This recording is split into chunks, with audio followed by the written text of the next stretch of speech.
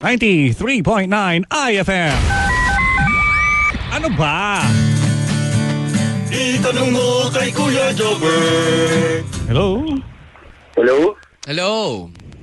Kuya Jobert, Oh, magandang gabi po. magandang gabi naman. Una sa lahat, gusto kong batiin kayo ng belated happy birthday. Oy, maraming salamat, sir. Mahina ang boses mo. Sorry po, sorry. Okay. Yan, okay na po. Okay na. Anong problema mo, sir? Problema ko lang po yung may laro kasi kami bukas, basketball. Oh, Tapos yung kalaban namin medyo malakas eh. malakas. Oh, So yung team namin ngayon medyo mahabol pa sa kondisyon. umahabol pa sa kondisyon yung team nyo. Kasi medyo mahina pa yung conditioning Ilang namin. taon ka na ba? 16. 16 years old? Opo, Ay, sir. bakit mahina yung team nyo eh? Mga ambabata nyo pa. Hindi naman po sa mahina. Medyo kulang pa sa ensayo kasi nag-Christmas vacation, di ba? Baka medyo siguro kinapos talaga ko naglalaro mag-practice. ng basketball tong mga to. Kinakalawang. Kinakalawang na kayo. Ay, hindi. Hindi pa naman, Kuya Jobert. May mga nag-MVP na ba sa inyo dyan? Meron na po, meron na. Meron na. Nakagawa opo, na yung mga isang ilang ka-teammate points ko. yung MVP nyo. Nakagawa ng ilang points ang MVP nyo sa isang Yung isang ka-teammate ko, si Paul Adwana, 26 points per game. 20. Tapos yung isa naman, magaling pumasa yung isa kong kakampi. So yan, mga nasa 6 assists per game. Ayun. Ang MVP na alam ko'y gumagawa ng mga 76 points sa isang 76 points, Kuya Jobert. Oo naman. Ang hirap naman nun. Ako na lang magsalita. Hindi ka maniniwala. Hindi ka maniniwala. Gumawa ako ng 76 points. Saan banda, Kuya Jobert? Kasi yung basketball sa amin hanggang 8 quarter. 8 quarters. Ang tindi mo, Kuya Oh. Jobert. Tsaka pati Eight round robin, sinusulat sa scorebook. Kaya mabot ako ng 76 points. Nakita ko nga yung video mo sa YouTube eh. Hindi, walang binatbat yung sa YouTube. Mas matinding liga sa amin. Ang rule ng basketball sa amin, 8 quarter. Tapos, Quarter. ang referee nun, 7. Piso. Oo.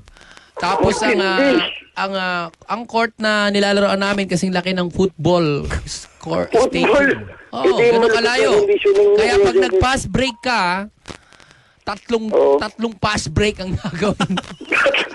Tatlong pass break. Hindi kami naglalaro sa mga maliliit na court, mga Sa standard kali-kali. size. Oo. Akala ko doon ka naglalaro, Kuya Jobert eh. Ha? Doon sa mga sa kalye. Kalye? Doon ka malupit eh. Doon ka nag-MVP. Alam mo yung normal na court na nilalaroan ko, yung normal na court na nilalaroan niyo. Kasi kahit siguro mga 30 baba ako dyan, walang dating. Kasi yung court nga na nilalaroan namin, tapos yung standard na size nung inyo, ilang height? 10 feet? 10 feet po, 10 feet. Sa amin, 15. 15! Oo. Para pag Abot mo, Kuya lumiyap Jobert, ka, abot mo. hindi aabot. Ha? Top board? Ano ka ba? Yung tinatop board ko nga yan. Pero may Tinatop hawak board mo? akong stick. Grabe naman. Ang referee ng 7. Kasi nga sobrang layo. Naku, may mga referee na kaming namatay. Bakit naman? Namatay? Na-stroke. Sobrang haba ng... Grabe yun. Tsaka yung mga player na naglalaro, ang dami kayong rules doon. Ano yun mga rules, Kuya Jobert? No moving. No moving. Oo, Paano yun? Ewan ko. Basta paglaro, no moving. Paano ka Tapos, gumagalaw? ano lang, pakiramdaman lang. Daman lang. No Hindi pa naman lang. dribbling the ball. Sipin mo, basketball yan. Kung dapat ganun kakagaling eh. Yung referee naka-blindfold. Tapos yung pito nila pahigop. Ha? Iba yung rules ng basketball sa nilalaroan ko. Kaya sabi ko sa inyo yung mga laro. Kaya naman pala gumawa ng 76 points eh. Sabi ko sa iyo. Tapos, yung bolang ginagamit namin, yung standard size ng bola ng basketball. Pero yung ring, maliit. Maliit. Paano yun? Paano mag-aasa? Kaya pagdating ng last quarter, ang score ay all. All zero. Sino nanalo? Hindi nga kasi yung bola eh. Kaya ang larong yun ay talagang parang calisthenics. Ano yun? Wala lang. Pagod-pagod. Calisthenics. Ang lupit naman na laro niyo.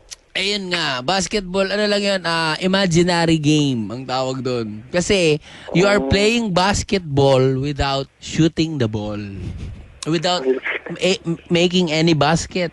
Ang tawag doon sa game na yun, nagpapakondisyon ka, Jobert? stupid games.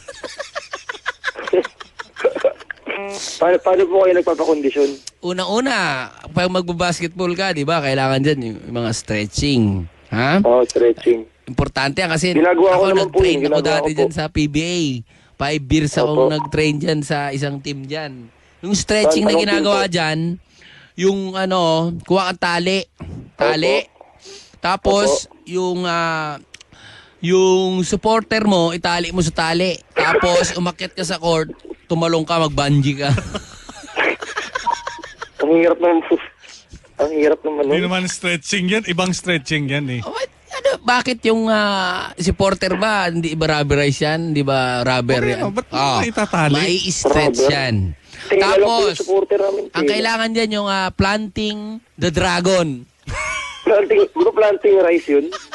Tingnan na. Planting the dragon. Nagpapaturo ka ba o ano? Sige po. Tapos ano po meron yun? pa rito sa libro ko. 5 steps, important steps in dribbling the ball.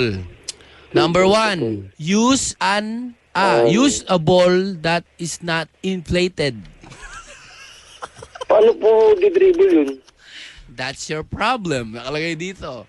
Number 2, do not stand up. Just sit down in the bench. Ano gagalaw nun? Now, lastly, sleep while waiting. Ang lupit. Alapet, no? Yan ang mga batas sa basketball. Kung gusto mong gumaling, yan ang mga dapat mong sinusunod. Tapos, araw-araw mag-jogging ka, magmula Cubao hanggang Antipolo nang naka-squat. Jujitsu ba yun? Yung ganun-ganun. Oh, tapos kailangan ang suot-suot mong medyas na pag magja-jogging ka mula Cubao hanggang Antipolo, magsuot ka ng 5 stockings. Tapos, medyas 7. Tapos, ang gagamitin mong sapatos, yung boots, yung pang-ulan. Kasi parang weights yan. Kailangan nag-exert ka ng effort para pawisan ka. Mag-jacket ka ng 7. Yung pang winter, tingnan mo, andyan ka pa lang sa Murphy, patay ka. Dehydrated ka. Madala akong Gatorade. Ay, hindi ko alam kung ano yun.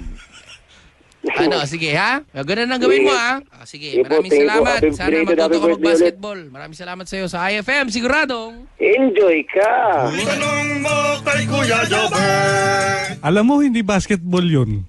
Pare naman, ako ba mag-MVP ba? Ako, kung hindi... Wala naman akong nakikitang basketball na 8 yung quarter. 4 lang yan. 8 quarter.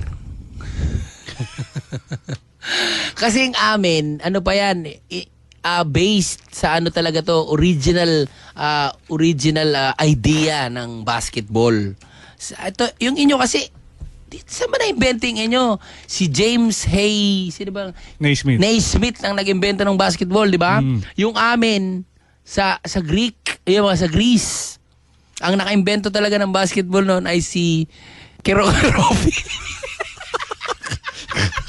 Yan na. Hindi na wala talaga. Ito, Keropi. Cartoon character yan. Ang assistant coach niya nga si Dr. Snapalapaguski. Ano ba? Ay maniwala sa Greece. Sila ang nag-umpisa ng larong basketball. Ang gamit-gamit nilang bola noon made of marble. Big as your ball. Grabe yun. Sabi ko sa'yo, paano na nila nadidribble yun? Nadidribble nila yan. Marmol, brad, ha? Paano mo? Hindi nga nadidribble ang marmol. Bawal pa. Bounce. Binidribble nila yung marmol. Bawal pasayarin yung marmol sa lupa. Alam mo saan dinidribble? Sa paa ng kalaban. Ang lakas. Tumatalbo. Hindi basketball yan, Ray. Ano ba yun? Hindi Clash of the basketball. Titans, mga ganon. Alam ko ganon eh. Tawag kasi nila ron, Killing Me Softly. Ayan. Meron pa kayo pagkakataong tumawag. Punong-puno ng kasligayahan ngayon tayong gabi, mga kaibigan. Marami pa kayong tanong tungkol sa mga kaalaman. Welcome po kayo dahil now, my book is working now. Online po ang book ko ngayon. Kabubukas ko lang, kakalabas ko lang ulit sa Vault. Kaya nako, bagong-bago to. Kaka-revise ko lang nito. Press na press. Subukan nyo. Tumawag kayo sa 584-5545. Itanong nyo kay Kuya Jobber. Itanong mo kay Kuya Jobber.